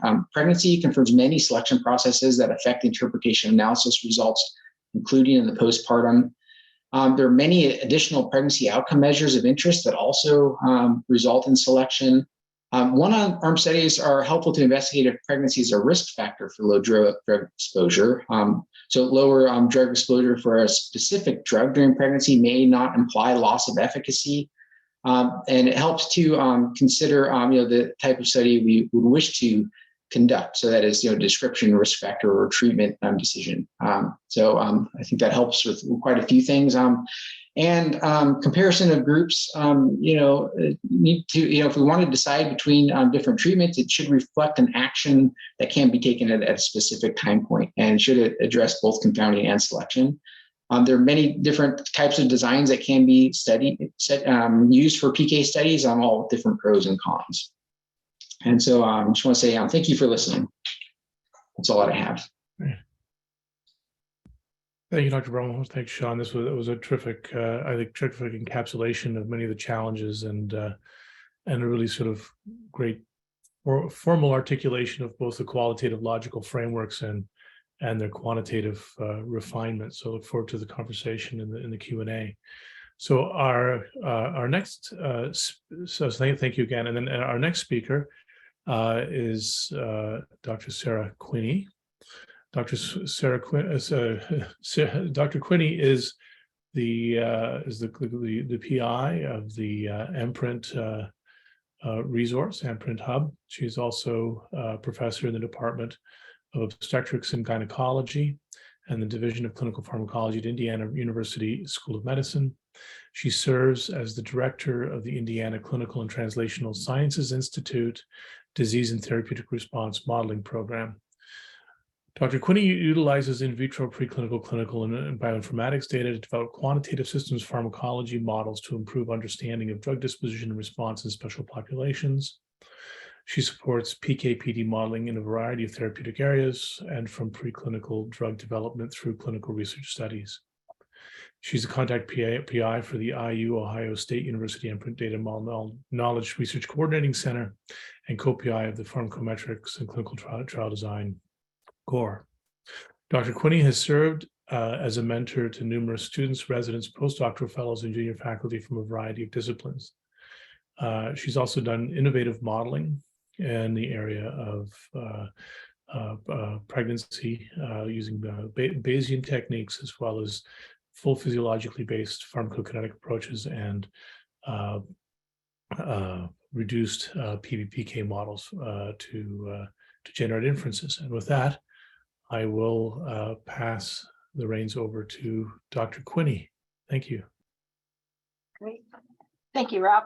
So today I wanted to talk a little bit more about, following up on those excellent presentations on how we can use data and reuse data to help support the knowledge and identify the knowledge gaps. So, we all know that rigor and reproducibility are important aspects of research, and as indicated by this publication several years ago in Nature, that the majority of researchers believe there is a reproducibility crisis, and includes in medicine, where even over 50% have issues reproducing their own experiments. And I know that many of us who are experimentalists have seen this as well. And then the difficult thing is that many of the unsuccessful attempts to reproduce experimental data are often not published. So this includes clinical trials where we find negative outcomes, or that we don't necessarily publish those in journals, or if we try, they may not even be accepted in good journals. So this is also linked in to OBGYN, and like many of the prior presenters, I looked for data on this in the postpartum period and lactation, but there's such a minimal amount there. But I do feel that the effects of obstetric studies do a lot of the information we've learned do apply to this postpartum area as well. So this is a study that looked at approximately 200 studies that were kind of randomly selected from PubMed to look at in obstetrics and gynecology related fields. 175 of them, or 60%, were studies that were performed in humans of the initial 294 evaluated. So what they found was that there really is a lack of clarity and consistency with things like the consort criteria or other things that we feel would make the research more transparent. For instance, 89% of studies had no statement on data availability. 96% didn't discuss whether there were materials that would be available following their research. Interestingly, 26% did not contain any conflict of interest statement at all. None of them provided a protocol availability, and only 94% were pre-registered in a database such as clinicaltrials.gov. And so while this was a rather random sample from any journal article, even in the higher impact journals, such as AJOG, the British Journal of Gynecology, Obstetrics and Gynecology, JAMA, Lancet, and the New England Journal of Medicine, specifically focused on randomized controlled trials that and whether they followed the consort criteria and complied with it. You still see a lot of issues in the publication. So this study by Bruno et al. Evaluated studies from those 6 journals to see whether they had adequate compliance with the consort criteria, which they defined as having more than 80% of the items on the checklist complied with. 37% of the studies they evaluated were government funded. Again, only 41% provided a conflict of interest statement. But they did find that 80% adequately complied with the consort criteria in their main publication. They did see that the abstracts had lower compliance with the consort criteria, and likely, they noted this was likely due to the space limitations of abstracts, making it difficult to incorporate all of the necessary data in them. But you can still see there's several studies that do not do things such as provide conflict of interest statement, report the protocols, pre-register the trials, and so forth. And why is this important? Well, one of the things we're doing in MPRINT is, as Dr. Bies mentioned, is developing a knowledge base and portal where Lang Lee's group at Ohio State University is using natural language processing and other machine learning methods, as well as manual review, to identify data on studies in maternal and pediatric populations. They're then combining this information into the knowledge base, which can feed into future work that will be conducted by the Pharmacometrics and Clinical Trial Design Core. And I'll give some examples of this type of work as we go through the presentation. But one of the things we're finding is that there's a limitation in what's being presented in manuscripts and how we could utilize that information to further obtain knowledge and integrate data to support some of the pharmacometric studies and growth of knowledge in this area. So for instance, we've reviewed pharmacokinetics of a number of antidepressants in pregnancy. And as was mentioned earlier, there's a very limited amount of data on these drugs. We identified 40 articles that covered 15 antidepressants that you can see listed in this table on the right. 75% of the studies that we looked at enrolled less than 10 subjects per drug. So many of these were opportunistic studies where patients who were taking one of the medications they were interested in studying would come in and get some pharmacokinetic blood draws throughout pregnancy, or what we actually found was that a quarter of the studies only reported concentrations at delivery. So these would include maternal and cord blood concentrations and potentially ratios of parent to metabolite concentrations. Only 4 of the studies that we looked at included rich sampling, which we defined as 5 to 18 samples per dosing interval in a subject. So it's really hard, as Dr. Watt was mentioning, a lot of studies will use the non-compartmental analysis methods, but we found that very few of the studies reported for antidepressants actually had sufficient data to conduct any analyses, much less a non-compartmental analysis. As you can see on the right, there were some drugs that have quite a few total subjects, such as sertraline and fluoxetine and paroxetine, and citalopram and escitalopram.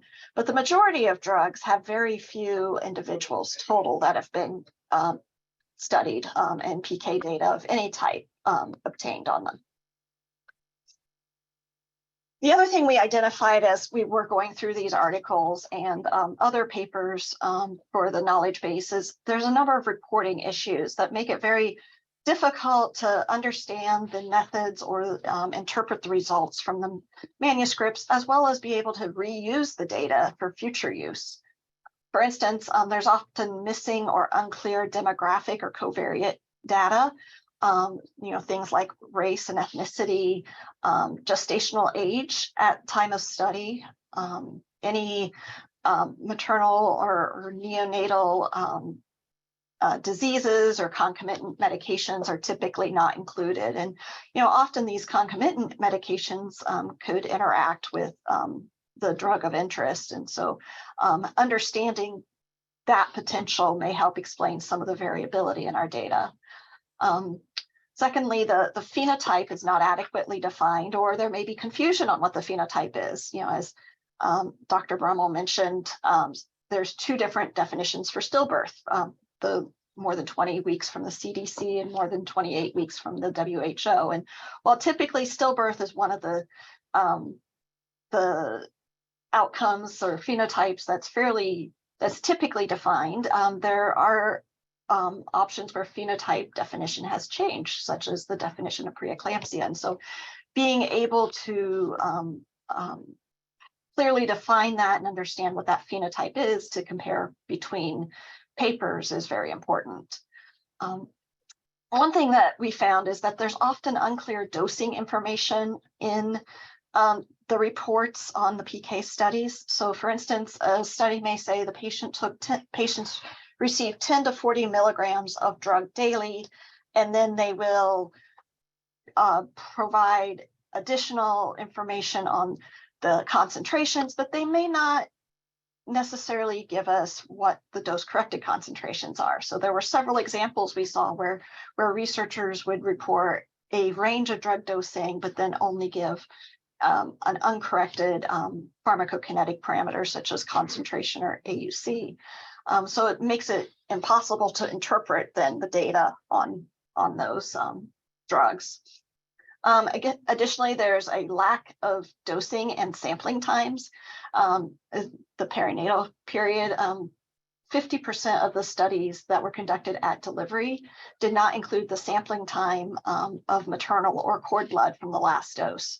And then they would do things like note what the cord to maternal ratio was. But if the cord blood and the maternal blood was not collected at the same time, then that may have some issues as well. And similarly, many studies would note that they obtained a trough concentration of drug.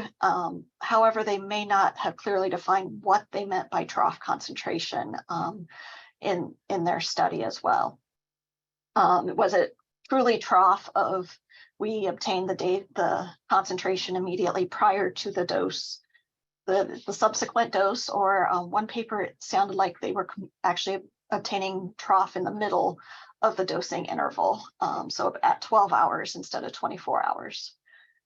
As I mentioned, often the PK data was not dose normalized. There's incomplete assay details in many of the papers, making it difficult to understand how the analytical aspect was done, whether it was a mass spec assay, what the limit of quantification was, and so forth there. And then finally, there's a lack of clarity in the statistical or pharmacokinetic modeling analyses methods that are used. Sometimes when you're looking at a paper on the in these studies. On the surface, it can seem, like a good study. However, as you start digging into the details of the studies, we find that there is missing information, or we may see something that's a little bit rotten about the apple that needs to be addressed. And so having reports that are provide sufficient details with adequate clarity is really important to helping us reuse the data and utilize these studies that may enroll very small numbers of patients to combine them together in order to have a conclusive decision reached. So some thoughts I have on enhancing the ability to reuse data, and these are certainly not comprehensive, and I would love to have others input on how we can improve upon this. But the first would be harmonization of data and reporting elements. So having clear descriptions of the variables and parameters that are reported for studies, both the outcomes as well as covariates and the trial design aspects. A clear description of the methods. One of the goals is to have methods pre-registered so that we know ahead of time what is planned to be done, and then also having updates to those of where the methods have changed perhaps throughout the study, and where protocols have been revised. Critically, for pharmacokinetic studies, I think it's important to provide individual level data on things like the dose regimen, sampling times and dosing times, as well as important covariates that may impact the pharmacokinetics or pharmacodynamics of a drug. For instance, what was mentioned, gestational age, is sufficient to say first, second, or third trimester, or do we need additional information on gestational age by week from a standpoint of a postpartum study? Things like, is the mother breastfeeding? For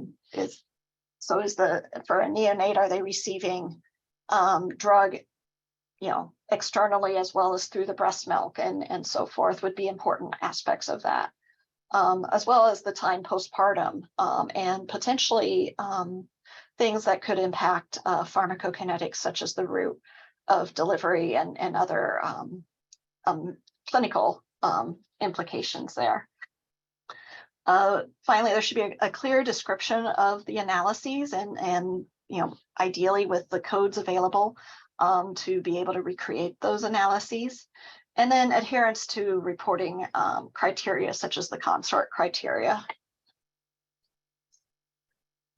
So one thing I mentioned is that we're developing this database and trying to reutilize it. So, when you have these small studies, for instance, we have three trough concentrations of a drug. There's not a lot that you can do with that data on its own. However, as you add in some additional small studies, we can begin to, with concentration versus time, where we know the doses and we have good covariate data, we can begin to develop some population pharmacokinetic models, or utilize the data to support our physiologically based pharmacokinetic models to give a more full understanding of the PK of the drug. And we can also utilize the data to look at covariates such as gestational age or maternal or neonatal comorbidities or co-medications that could impact the variability. So the ability to integrate data across studies is very rich for us to be able to look at these aspects of pharmacokinetics. With that, I will conclude my talk and thank my collaborators, Langley, who runs the Knowledge Base and Portal Core and is the co-PI of the DMKRCC MPRINT grant with me at Ohio State University, David Haas here at IU School of Medicine, who supported a lot of the clinical studies we're involved in, Yumin from Purdue University as a graduate student who's conducted a lot of the research on the antidepressants in that review article that's in press. And then Rob Bies at University at Buffalo, as well as the NICHD for funding.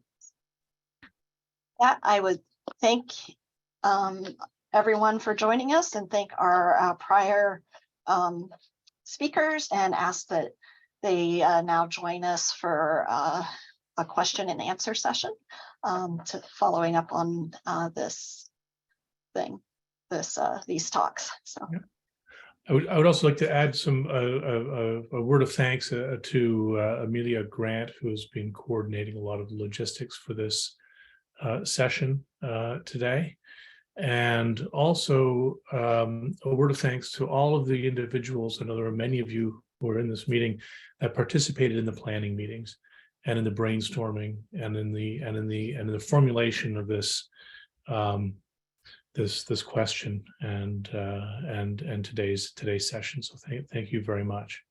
And so for the questions, I guess you can put them in the chat as Sarah indicated, or you can if you do unmute to ask a question, please introduce yourself and then direct the question. So I don't know if there are any. I don't see anything in the chat at the moment. So I may take the liberty of perhaps asking the first question, sort of a joint question for Catriona and Sean. And I was quite struck by the dolphin study results showing lower exposures, but still enhanced efficacy.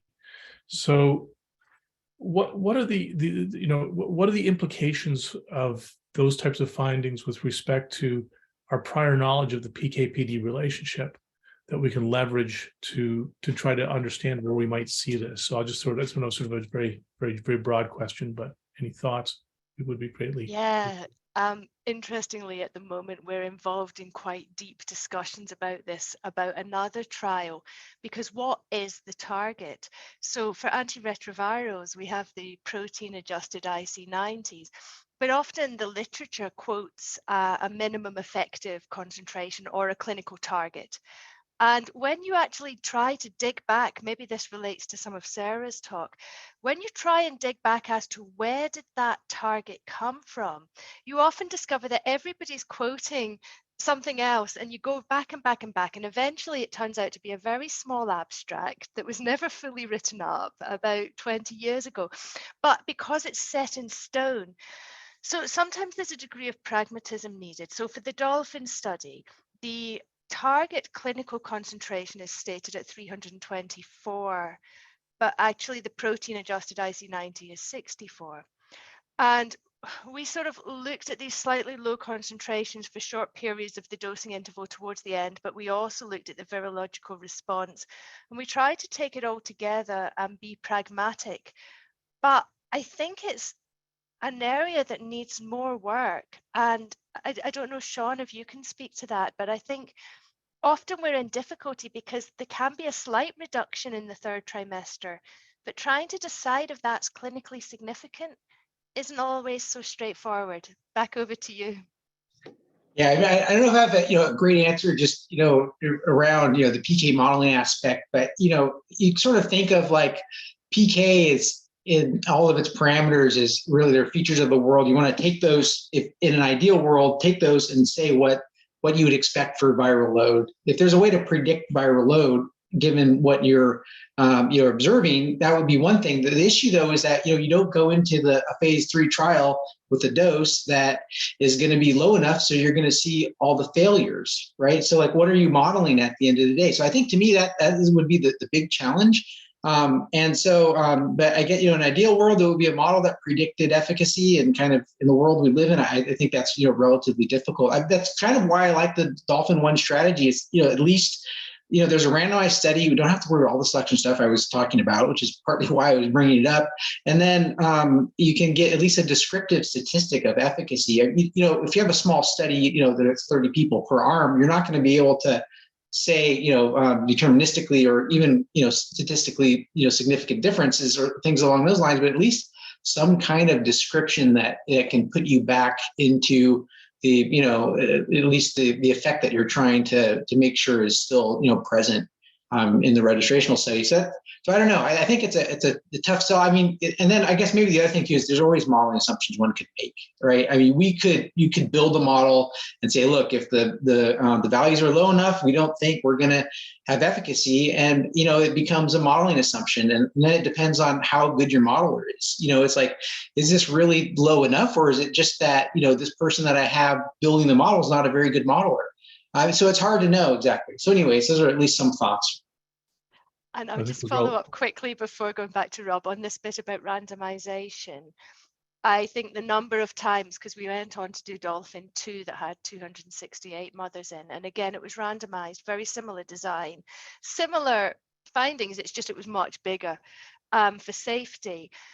The number of times we've looked back and said, we're so thankful that we randomized, because the outcomes in terms of stillbirth, neonatal death, adverse birth outcomes, they were pretty gruesome in both arms. But we think that it was nothing to do with the drug. It was reflecting that these were women turning up with untreated HIV in the 3rd trimester of pregnancy in Kampala and Cape Town.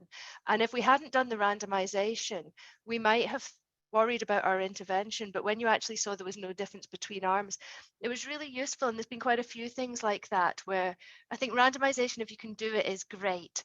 Sorry, back to you, Rob. No, I think that those are really important points, and the idea of being able to make the causal inference, the whole frameworks that Sean highlighted in terms of those, the selection and that sort of thing that can really potentially distort results. But I see Dr. Lewis has her hand up. I'd like to maybe like to jump in with the comment, and we have a few in the chat that we'll go to afterwards. Thank you. So thank you everybody for that excellent morning of talks. I'm Tamara Lewis. I'm a neonatologist and pediatric clinical pharmacologist at the Hospital for Sick Children in Toronto. So I wanted to ask a little bit more about something Sara discussed in her talk, which is, now that you delve into some of these pregnancy and lactation PK papers, there really is an issue with data reporting. And have the leadership of MPRINT thought at all about the opportunity to maybe create standard tables and the types of variables that we need to see at the patient level that we could use to help guide research groups? But also, an interesting question that I hope the panelists will discuss is, at what stage is it important for that to be implemented? So is it you agree to that when you write the grant? Is it agree to that at the REB stage? Are the journals the ones responsible for ensuring that that is reported in a standardized way that this kind of thought leader group could propose? So I'm just interested to hear more about that. Thanks, Tamara. And yes, definitely we are, I think as we gain additional experience with these studies, what I reported on today is mostly the studies that have done descriptive analyses. We're also looking at studies who are using PK modeling approaches and trying to identify, some best practices for reporting the data. And I do have to say that one thing we've noticed is more recent studies do a better job. So I think getting the education out to people, and the journals are doing a better job of requesting that information. I just see Mary put something up about the conflict of interest, and I agree. When I saw those numbers, I was like, what? How did they not have conflict of interest statements in them? Because that's something that is pushed upon from every journal I've ever published in. So, and multiple ways now. So, I think as things are evolving, we are seeing improvements here. And certainly MPRINT is hoping to put out some statements on this as we're gaining additional information. And the journals are doing a better job. Although I have to say, even journals that tell you we want to see data and codes, you look at publications and it's not there. One thing I would encourage people is to put individual level data in repositories such as DASH. But saying that, I also know that sometimes those public repositories are not always the best method for providing the output, or they don't want the data in the way we would use it. So, trying to put PK data into DASH would not work because, I want it in my non-mem format because that's what everyone else who's going to use the data would need. So at least making it openly available, and, and I have to say, I'll put it's available upon contact because it's much easier for me to give it out in a way that you would want it used. So versus trying to put it into DASH in the way DASH wants it, and then having you have to now go and back and revert it to, and organize it, clean it for your purposes. So that is one of the comments I would make there. So did that touch on all your aspects, David? Yeah, I was just gonna say, I totally agree. That's a great point, Dr. Lewis, and I think MPRINT could really make an impact there. In clinical studies, and it's the same in neonatology as in obstetrics, until the journal editors started requiring you to use an existing core outcome set with your trials that you were setting up, nobody was doing it. And I think that doing something similar for pharmacology studies, what level it comes in at, I think is really difficult. And until the journal editors start to refuse to publish articles that don't meet certain standard criteria, it's never going to happen. And nowadays, as everybody on this call probably knows, there are so many places to tuck away articles that, don't subscribe to all of the most rigorous standards, I will say, that it may be hard to implement because somebody will find a way around those standards. But I think this is a great thing that potentially could be taken on by MPRINT. I agree it is a challenge, but the COI and then other things have come up, LLOQ, analytical methods. I notice at least in the clinical pharmacology journals, they're required to provide that. They won't be published without it. We've got a few comments in the chat. One from Perna Dudea, and I apologize if I have not pronounced your name correctly, who adds, to add to this, how do we utilize exposure-response relationship, viral load, and steady-state exposure targets for dosing ARVs during pregnancy, which I think sort of speaks to some of the previous discussion. I don't know if any comments. Please jump in, or we can also go to the next comment. I know Mary Hebert has been adding a few things here as well. So the next comment then from Mary was directed to Sara. Sara, so when we conduct human studies, it is not feasible to collect enough blood to have a surplus of sample to make available to other investigators due to blood volume collection restrictions. In addition, if we do have an extra sample, it is typically used for future work to support the local research program. How are you proposing the sharing of samples? So I think samples and data are two different things. And from the standpoint, sharing of data is probably the key of, if you're using all the sampling, granted, samples are precious to us. And so if you have use for the samples, obviously it should go towards the primary goal of the study first. But there are a lot of examples where excess samples are collected. And so Dr. Haas and I are actually collaborating on a project to help identify some of those biobank resources or studies that have been conducted by networks where maybe, maternal blood's much easier to get, obviously. So we might have an extra aliquots of maternal plasma or DNA sitting in a freezer, or urine, which we have lots of from some of our studies as well. So I think when the samples are available, it's important that they be shared and utilized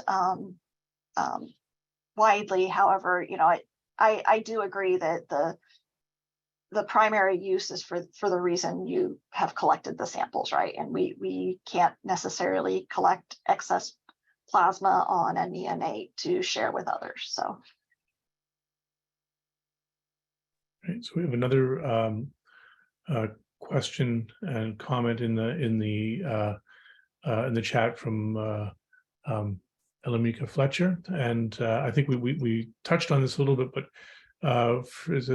she says, for your use, Dr. Quinney, would it be helpful for individuals to publish the analytical methods, especially if the first use So future studies can at least use a similar analytical method. And there's a follow-on also, do you reach out to authors for more detailed information, such as the LLQ for the work you are doing?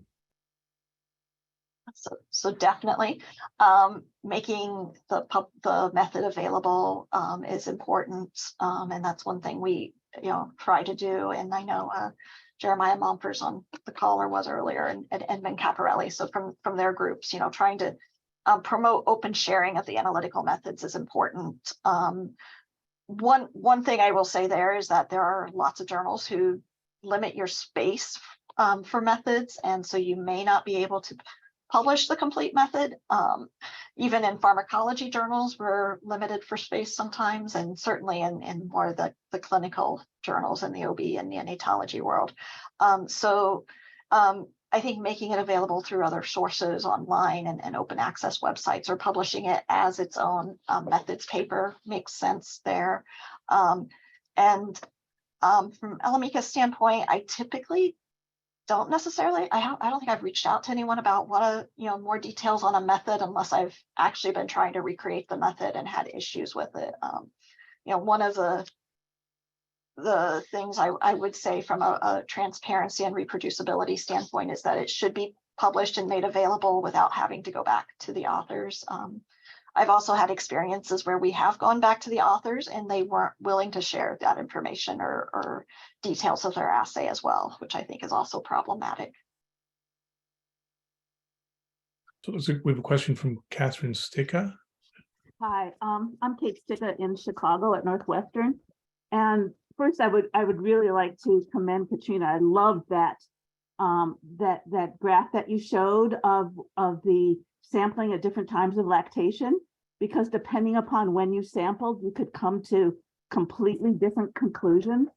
And I want to make a recommendation that we have to be equally non-monolithic about pregnancy and postpartum, because historically, lots of studies have been done during the third trimester, because without a doubt, at least in early third trimester, that's when every single system is at its maximal change from being non-pregnant. So it's really efficient to study the pregnant patient in early third, and then to compare her to a distant postpartum when things are back to normal. But the problem was that pregnancy is not static, and the pregnant person in the third trimester is dramatically different than the pregnant person at 10 weeks. And because we've focused our studies on being the most efficient, what we are left with is having absolutely no idea when things begin to ramp up. I mean, the first trimester, with rare exception, is a complete mystery, as well as the immediate postpartum. We don't know when these systems go back to normal. And, I can give one example, which has been, which has forced the issues, which is with UGT1A4, with lamotrigine. It became obvious to us that, by 5 to 6 weeks, UGT1A4 is already ramped up because people started having seizures, as well as, by 3 days postpartum, that stuff's going back to, it's normalizing. It's not normal, but it's certainly not, it's no longer pregnant, because people started having, side effects to the lamotrigine.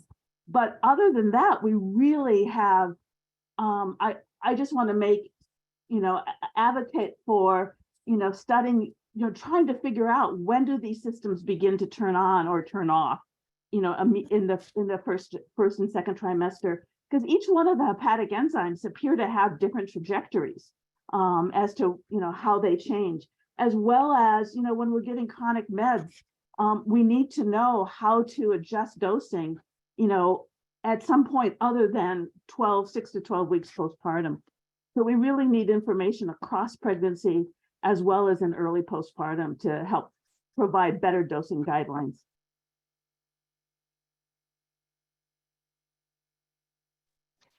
Thank you. I would really agree with all of that. The impact group have been amazing, and some of the authors are on, the investigators are on the call, but I was quite surprised reviewing that work when they did second and third trimester intensive PK, that actually a lot of the changes are pretty maximal by second trimester. And I was surprised by that until I started thinking mechanistically about what was happening. And obviously, if you're talking about hormone induced, like progesterone induced enzyme induction, it makes a lot of sense that it's going to occur earlier. But there is a need for a lot more. And I don't know, my expertise on PBPK is not quite sufficient, but whether we can really start to understand how that occurs across pregnancy, or how much we need to actually do clinical studies or pool our data so that we can actually explore it. Sarah, maybe you've got thoughts on that? Actually, can I just Yeah. jump in just with one quick comment? As excellent as the HIV studies are, and I totally agree that of all the classes of drugs, they've been the best studied in pregnancy. They still don't know. And I mean, we have no idea when 3A4 turns on in the first trimester because they've never extended back. I mean, they've started enrolling people, even though these women have been on these drugs during the first trimester, they really haven't gone back into early first trimester to know when 3A4 turns on. Right. I'll agree. There's certainly gaps on those timings in early pregnancy and the postpartum, but not just in the pregnant individual, but also in the neonate and the ontogeny. And we have some general information on ontogeny, but things like how does it alter from preterm to postterm, or even for the mother, how does something like a preterm birth alter how the postpartum time course is? Does something like breastfeeding influence that as well? So I think those are all important questions that we still need to understand. And certainly, I'm hopeful that by combining some of the data that we already have available, we can start to interrogate that. But, I think we're still going to see a lot of gaps, especially in that first trimester and early postpartum period. And as well as, like I say, the limitation of actually knowing what the covariates for individuals are. So. And actually, Sean, I was just going to highlight, I see you got your hand up, but I think some of the designs that you posited are things that people need to consider maybe, but go ahead. Yeah, it's true. Actually, I had a question for Sarah. I wanted to ask about, so within Impact, we have to put all of our data into CDISC format that's required for submission to the FDA. And so, you're talking a lot about data standards. So I'm just curious if you'd considered that. I mean, it's something we have to do anyway. We have no choice in the matter. So I'd just like to hear your thoughts on that. Yeah, certainly. I think something like that, having a standardized format makes sense. And, whether we can utilize CDISC as it's already being used would be an excellent opportunity. I would also love to be able to get some additional data from the FDA or from drug companies that would help support this. I'm sure there's data that's not published in pregnancy and lactation and the immediate postpartum that we don't have access to that would help, support some of these questions on how do, the enzymes in PK change. I think, just from my perspective, it would be extremely useful to have a CDISC format, because what we're doing now is we have pharmacologists doing analyses, and then the statisticians are redoing them again in CDISC format, so that way we can submit them. And so we're doing everything twice. So it seems like there's already a standard out there, and if we could follow that, would certainly be helpful on our end. It kind of makes just sense generally. So thanks.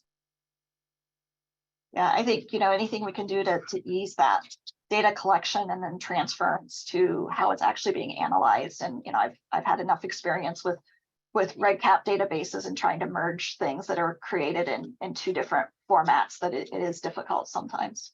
So.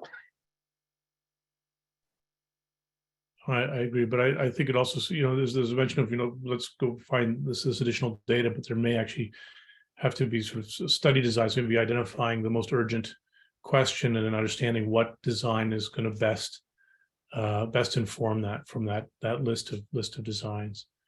There was also a comment about how graduate students may become more involved in the MPRINT hub.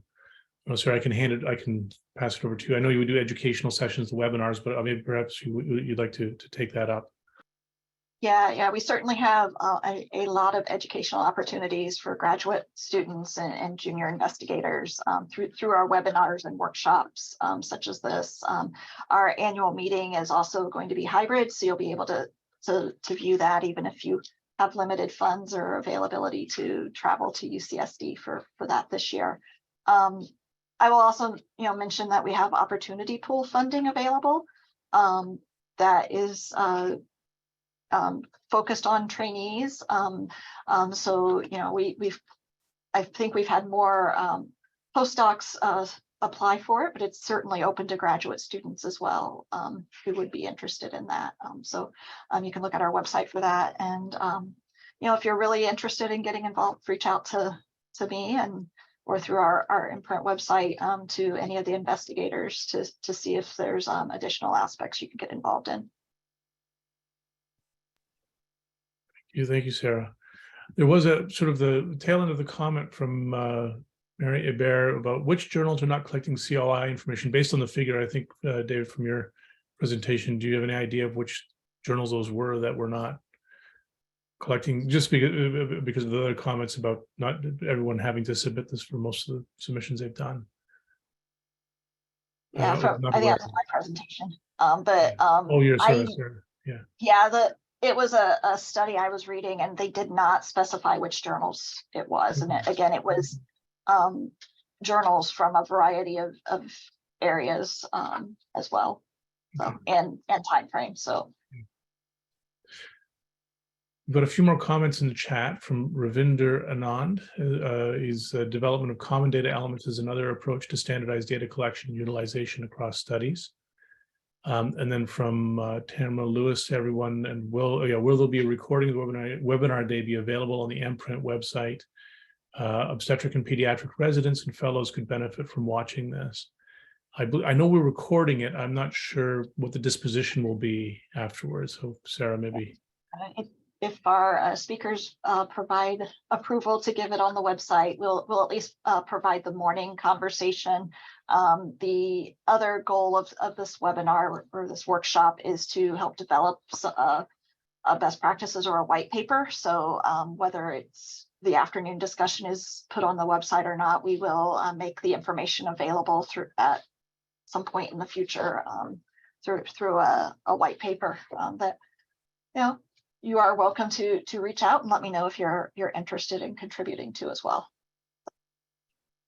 Thank you, Sarah. I think I'd like to take this opportunity to thank all of our speakers and the discussants and the great conversation we've been having from this morning. It's now noon, and I believe we have, I'll check the timing. We have 30 minutes for a lunch break, and we'll reconvene at 12:30 for the first roundtable discussion on recruitment and enrollment. And again, thank you to all again, and see you at 12:30.